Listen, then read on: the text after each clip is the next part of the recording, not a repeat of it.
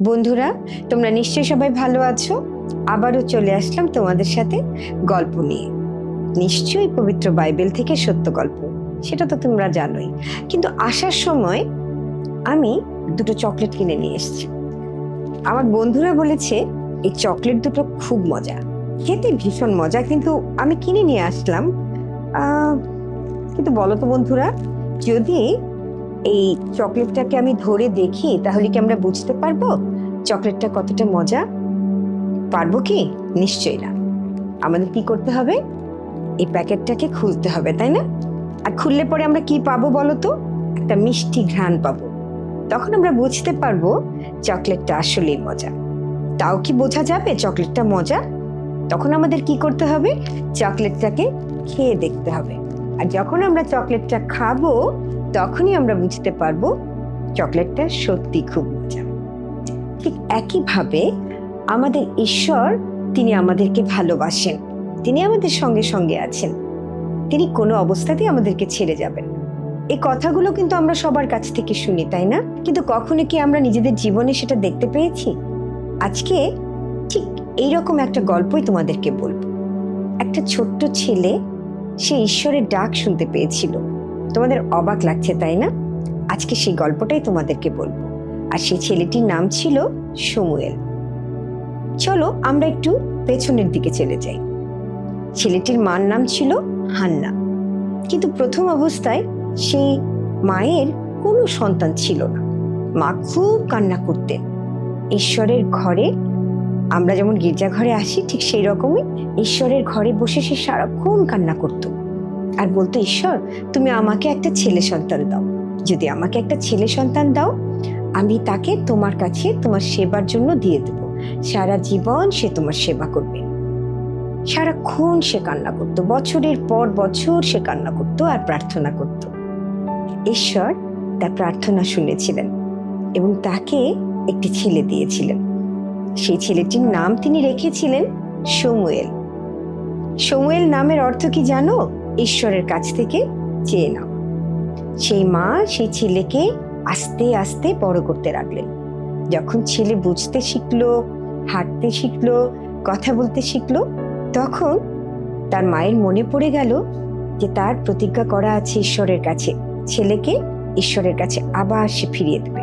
আর তাই সে রওনা দিল শিলোতে। ছিল একটা জায়গার নাম। সেখানে ঈশ্বরের গৃহের যিনি যাজক ছিলেন, যাজক মানে হচ্ছে আমাদের গির্জাঘরে যেমন পালক থাকে, সেই রকম সেখানে একজন যাজক ছিলেন বা পালক ছিলেন। তার নাম ছিল এলি। তিনি সেখানে চলে গেলেন এবং তার ছেলেকে এলির কাছে দিয়ে দিলেন, দিয়ে বললেন, সারা জীবন আমার ছেলে ঈশ্বরের গৃহে থাকবে, ঈশ্বরের সেবা করবে। কিন্তু সে তো মা, বলো, তার মনে কিন্তু কষ্ট হচ্ছিল।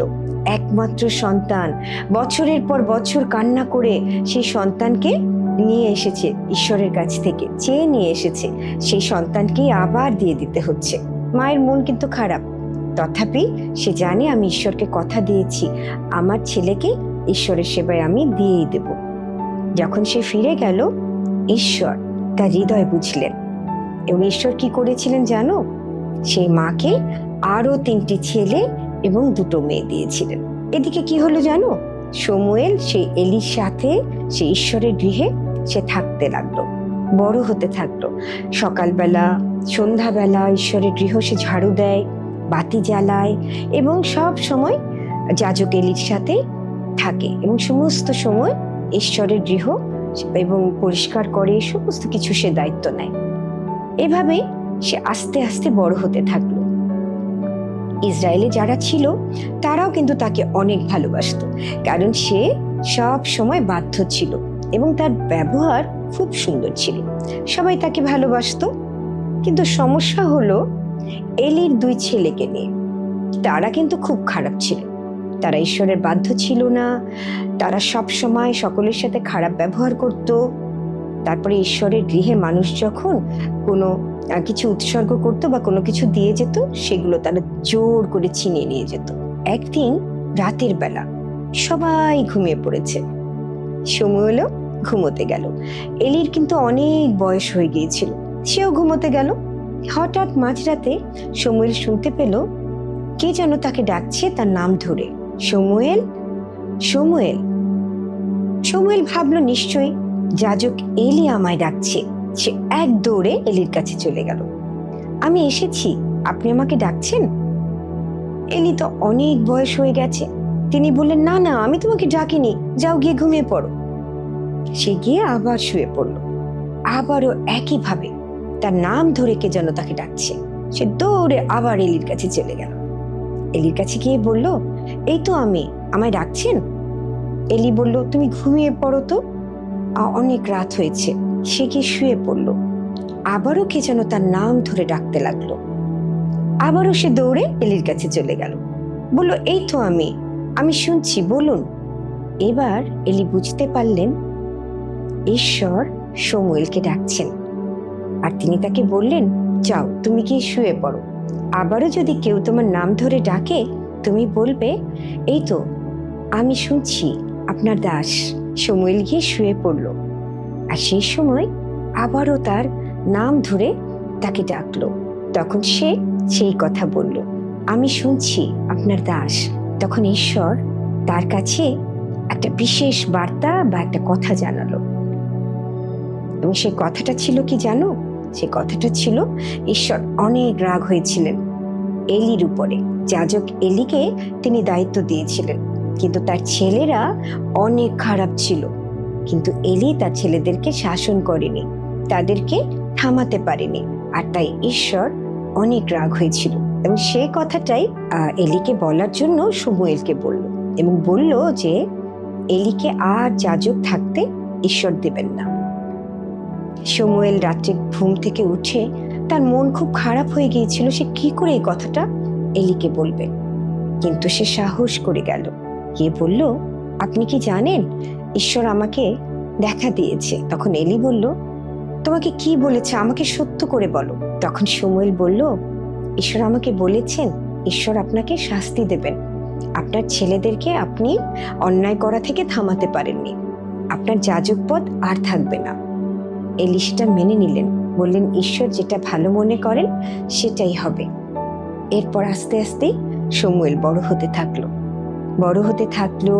সেই ইসরায়েল জাতিকে সে সমস্ত বিষয় সম্পর্কে জানাতে লাগলো। ঈশ্বর তার সাথে কথা বলেন, এবং সেই কথা গিয়ে সে ইসরায়েল জাতিকে বা ইসরায়েল লোকদেরকে সে জানিয়ে দেয়। বলল, তোমরা মূর্তি পূজা করো না, তোমরা ঈশ্বরে বাধ্য হও, তোমরা ফিরে আসো। এবং ইসরায়েলের লোকেরা তার কথা শুনল, এবং আস্তে আস্তে তারা আবারও ভালো পথে ফিরে আসলো। তোমরা হয়তো ভাবতে পারো ঈশ্বর তার সাথে কথা বলতো, তারপরে সে সেই কথাগুলো গিয়ে ইসরায়েলের লোকদেরকে বলতো। আসলে সে ছিল ভাববাদী। তোমরা কেউ কি শুনেছো এই শব্দটা? তোমরা কি এই শব্দটা কখনো শুনেছো? আসলে ভাববাদী হচ্ছে ঈশ্বর যাকে ভালোবাসে, যাকে বেছে নেয়, এবং যার কাছে ঈশ্বর তার কথা জানায়, তাকেই বলা হয় ভাববাদী। এবং শমূয়েলও ছিলেন একজন ভাববাদী। এরপর কি হলে জানো? শমূয়েল এভাবে দীর্ঘদিন ইসরায়েল জাতিকে সে বিভিন্ন সময়ে তাদেরকে নেতৃত্ব দিয়েছিল, মানে তাদেরকে কিভাবে চলতে হবে, কিভাবে জীবনযাপন করতে হবে, সে বিষয়গুলো বলেছিল। শুধু তাই নয়, তিনি কি করতেন জানো? তিনি বিচার কাজ করতেন। মানুষের যখন অনেক ঝামেলা হতো, ঝগড়া হতো, তিনি সেই বিচার কাজগুলো করতেন, সেই ঝামেলাগুলো মিটিয়ে দিতেন। সবাই তাকে অনেক ভালোবাসতো। শুধু তাই নয়, তোমরা কি জানো, তোমরা এই গল্পটা অবশ্য শুনেছ, তিনি রাজা শাউলকে পছন্দ করে নিয়েছিলেন ঈশ্বরের কাছ থেকে। ঈশ্বর বলেছিলেন রাজা শাউলকে ইসরায়েল জাতির জন্য পছন্দ করতে। কিন্তু যখন শাউল রাজা অবাধ্য হলো, তোমরা এই গল্পটাও জানো, সেই বালক দাউদকে তিনি অভিষেক করেছিলেন ইসরায়েলের পরবর্তী রাজা হিসেবে। কিন্তু এখন প্রশ্ন হলো, শমূয়েল তো কথা শুনতে পেত, ঈশ্বর তার সাথে কথা বলতেন। আমরা কি কথা বলতে পারি ঈশ্বরের সাথে? সেই সুযোগ কি আমাদের আছে? নিশ্চয়ই আছে। আমরাও ঈশ্বরের সাথে কথা বলতে পারি, ঈশ্বরও আমাদের সাথে কথা বলতে পারে। কিন্তু তোমরা হয়তো বলবে, কিভাবে? আমরা তো কোনো কথা শুনতে পাই না। হ্যাঁ, আমরা কথা শুনতে পাই না, কিন্তু পবিত্র বাইবেলে ঈশ্বরের সমস্ত কথা লেখা আছে। আমরা যখন বাইবেল পড়ব, আমরা তখন ঈশ্বরের কথা শুনতে পারবো। শুধু তাই নয়, আমাদের বন্ধু যিশু যখন স্বর্গে চলে গেলেন, তিনি কিন্তু আরেকজন বন্ধু আমাদের জন্য রেখে গেছেন। তোমরা কি সেটা জানো? তিনি হচ্ছেন পবিত্র আত্মা। আর পবিত্র আত্মা কি করেন? ঈশ্বরের কথা আমাদের মনে, আমাদের হৃদয়ে, আমাদের চিন্তায় তিনি বলে দেন। এভাবে আমরা ঈশ্বরের কথা শুনতে পারি। এখন যদি বলো আমরা কি করে ঈশ্বরের সাথে কথা বলবো, ঠিক আছে, আমরা তো শুনতে পারি। কি করে বলতে পারি বলো তো? আমরা যখন প্রশংসা গান করি, ঈশ্বর আমাদের কথা শুনতে পারেন। আমরা যখন প্রার্থনা করি, ঈশ্বর আমাদের কথা শুনতে পারেন। আমরা যে কোনো অবস্থায়, যেখানে যেভাবেই থাকি না কেন, আমরা আমাদের মনের কথা ঈশ্বরকে সব সময় বলতে পারি। তিনি সব সময় প্রস্তুত রয়েছেন আমাদের মনের কথা শোনার জন্য, এবং তিনি সারাক্ষণ বলছেন, তিনি আমাদের ভালোবাসেন, তিনি আমাদের সঙ্গে সঙ্গে আছেন। আমরা যেন ভয় না করি, তিনি কখনোই আমাদের ছেড়ে যাবেন না। তোমরা জানলে অবাক হবে, মৃত্যুর আগ দিন পর্যন্ত শমূয়েল ঈশ্বরের বাধ্য ছিলেন, এবং ঈশ্বর যেই কথা ইসরায়েল জাতির কাছে বলতে চেয়েছিলেন, তিনি সেই কথাগুলো তাদের কাছে ঠিক ঠিক পৌঁছে দিয়েছিলেন। এবং তার কথা মতো ইসরায়েল জাতি আবারও সুন্দর এবং স্বাভাবিক জীবনে ফিরে এসেছিল। এই গল্পে আমরা কি শিখেছি বলতো?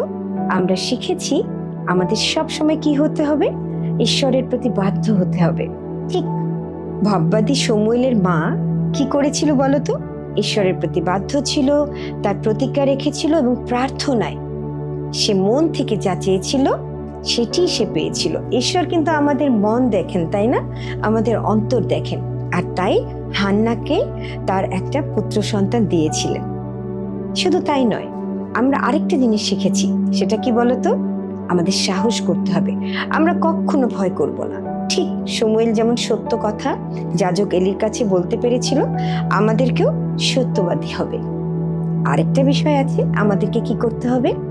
আমাদের অনেক কিছু করতে হয়, তাই না? আমাদের পড়াশোনা করতে হয়, অনেক সময় বন্ধুদের সাথে খেলাধুলা করি, অনেক সময় গান শুনি, অনেক সময় আমরা অনেক কিছু দেখি, তাই না? ভিডিও দেখি, অনেক কিছু দেখি, আমরা ব্যস্ত থাকি। আমরা যদি এমন ব্যস্ত থাকি, তাহলে ঈশ্বরের কথা আমরা কি করে শুনবো বলো? ঠিক শমূয়েল যেমন খুব নীরব সময়ে রাতের বেলা ঈশ্বরের ডাক শুনতে পেয়েছিল, আমাদেরও কিন্তু একটা নীরব সময় বেছে নিতে হবে। বাইবেল পড়তে হবে, প্রার্থনা করতে হবে, তাহলে ঈশ্বরের কথাও আমরা শুনতে পাবো, এবং আমাদের কথাগুলো আমরা ঈশ্বরকে বলতে পারবো। চলে এলাম আবারও তোমাদের জন্য একটি ক্রাফট নিয়ে। তোমরা নিশ্চয়ই শমূয়েল ভাববাদীর কথা শুনেছো আজকে। ঈশ্বর যখন ছোট্টবেলায় শমূয়েল ভাববাদীকে ডেকেছিলেন, শমূয়েল কিন্তু ঠিক তখনই তাকে উত্তর দিয়েছিল। এরপর থেকেই ঈশ্বর বিভিন্ন জায়গায় তার পরিকল্পনায় এই শমূয়েলকে যুক্ত করেছিলেন, এবং শমূয়েল ইসরায়েল জাতিকেও নেতৃত্ব দিয়েছিলেন। চলো আমরা দেখি আজকে আমরা কি ক্রাফট করব। আমি একটি কাগজের থালা নিয়েছি, এবং এই কাগজের থালাটি আমি উল্টিয়ে নেব, এবং এখানে আমি জাস্ট খালি আমার হাতের একটি ছাপ দিব। আমরা এই কলম দিয়ে, আমি কলম ব্যবহার করেছি, আমরা এই কলম দিয়ে সুন্দর করে এই ছাপটি এঁকে নিব। দেখো বন্ধুরা, আমি আমার হাত দিয়ে এই ছাপটি করে নিচ্ছি। তোমরাও ইচ্ছে করলে এরকম কাগজের থালা দিয়ে তৈরি করতে পারো। অনেকে আবার এই কাগজের থালার সাথে সাথে তোমাদের ঘরে যদি কোনো কার্ডবোর্ড থাকে, এবং আরও যদি জুতার বক্স থাকে বা মোটা কোনো কাগজ থাকে, তাহলে তোমরা সেটিও ব্যবহার করতে পারো। দেখো বন্ধুরা, সেই হাতের ছাপটি আমি এখন কাঁচি দিয়ে কেটে নিচ্ছি।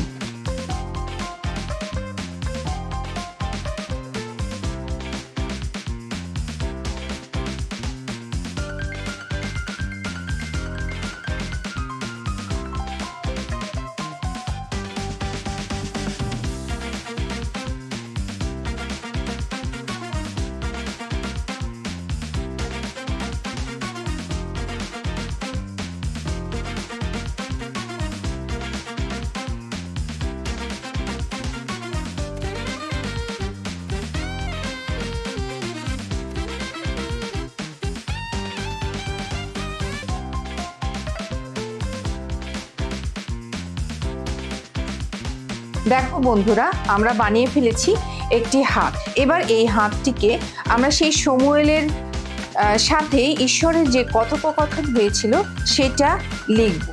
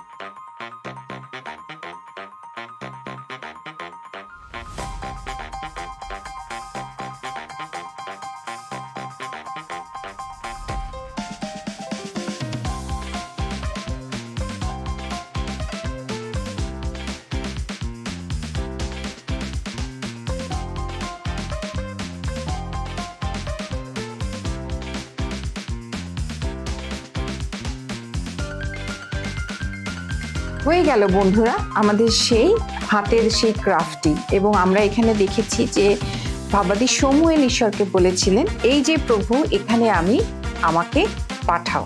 আমরাও যেন প্রস্তুত থাকি, ঈশ্বর যেন আমাদেরকে তার পরিকল্পনায় তার কাজে নিযুক্ত করেন। ধন্যবাদ বন্ধুরা, আবার দেখা হবে। Bye bye. হ্যালো বন্ধুরা, কেমন আছো তোমরা? আজকে আবারও চলে আসলাম তোমাদের মাঝে একটি নতুন গান নিয়ে। আমি পূর্ণতা, আমি রানা। চলো তাহলে আমরা গানটি করি।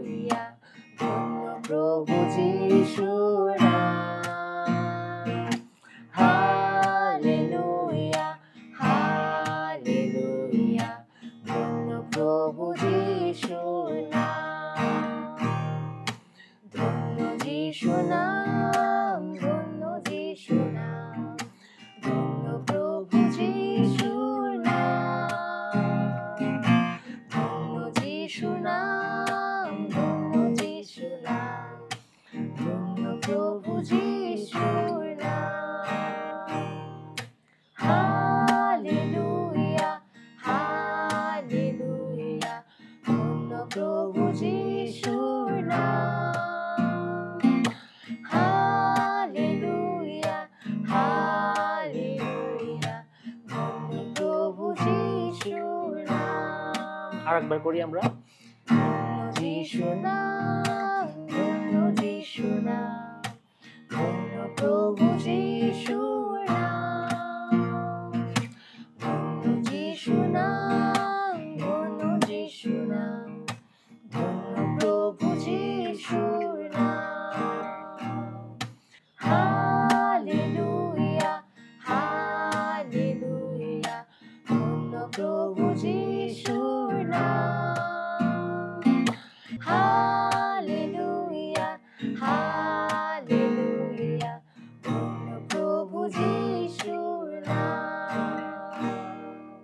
তো বন্ধুরা, আমরা যিশুর যে গানটি শিখলাম, আমরা বিশ্বাস করি যে তোমরা ঘরে বাসায় এটি তোমাদের উপাসনায় ব্যবহার করবে এবং এটি নিয়মিত করবে, এবং এই গানটি আমরা বিশ্বাস করি তোমাদের জীবনে আশীর্বাদ বয়ে নিয়ে আসবে। বন্ধুরা, আজকে তাহলে বিদায় নিচ্ছি। তোমরা ভালো থেকো। বাই। বন্ধুরা, তোমরা জানো আমাদেরকে সবথেকে বেশি কে ভালোবাসে? আমাদের পিতা ঈশ্বর। এবং তিনি আমাদেরকে এতটাই ভালোবাসে যে তিনি তার একমাত্র সন্তানকে এই পৃথিবীতে পাঠিয়েছিলেন যেন আমরা রক্ষা পাই এবং যেন আমরা তার সন্তান হতে পারি। এবং সন্তান হয়ে আমাদের কাজ হলো তার রাজ্যের জন্য কাজ করা। তাহলে চলো আজকে আমরা বাইবেল থেকে একটি পদ শিখি। প্রথম পিতর 2 অধ্যায় 9 ও 10 পদ। কিন্তু তোমরা মনোনীত বংশ, রাজকীয় যাজকবর্গ, পবিত্র জাতি, ঈশ্বরের নিজস্ব প্রজাবৃন্দ, যেন তাহারই গুণ কীর্তন করো, যিনি তোমাদিগকে অন্ধকার হইতে আপনার আশ্চর্য জ্যোতির মধ্যে আহ্বান করিয়াছেন। পূর্বে তোমরা প্রজা ছিলে না, কিন্তু এখন ঈশ্বরের প্রজা হইয়াছ। দয়াপ্রাপ্ত ছিলে না, কিন্তু এখন দয়া পাইয়াছ। দেখলে বন্ধুরা, ঈশ্বর আমাদেরকে মনোনীত করেছেন। যদিও আমরা আগে অনুগ্রহ পাইনি, কিন্তু এখন আমরা তার অনুগ্রহ পেয়েছি। এর জন্য সে কারণে আমরা ঈশ্বরকে বিভিন্নভাবে গৌরব দিতে পারি। তোমরা যখন সানডে স্কুলে আসো, গান করো, বাইবেল পদ শেখো, প্রার্থনা করতে শেখো, এভাবেও কিন্তু তুমি ঈশ্বরকে গৌরব দিতে পারো। এবং এর জন্যই ঈশ্বর আমাদেরকে সৃষ্টি করেছেন এবং আমাদেরকে বেছে নিয়েছেন তার সন্তান হিসেবে। তাহলে বন্ধুরা, আমরা এই বাইবেল পদটি মনে রাখবো। প্রথম পিতর 2 অধ্যায় 9 ও 10 পদ। তাহলে তোমরা ভালো থেকো। Bye bye.